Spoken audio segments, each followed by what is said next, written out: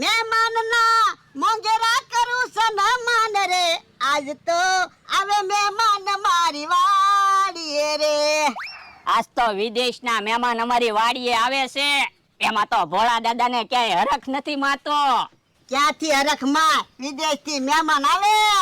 આ ઈ હાસુ. અને તું પાછો મહેમાન આવે ત્યારે ભોળા દાદા એમ નો કહેતો, શેઠ કહેજે.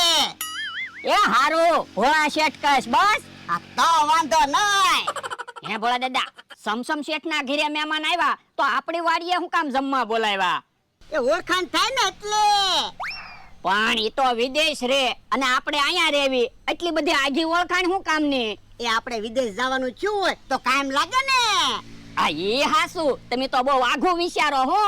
તો હું રસોઈ બની ગઈ છે, આપણે જમી લેવું છે. ના ના,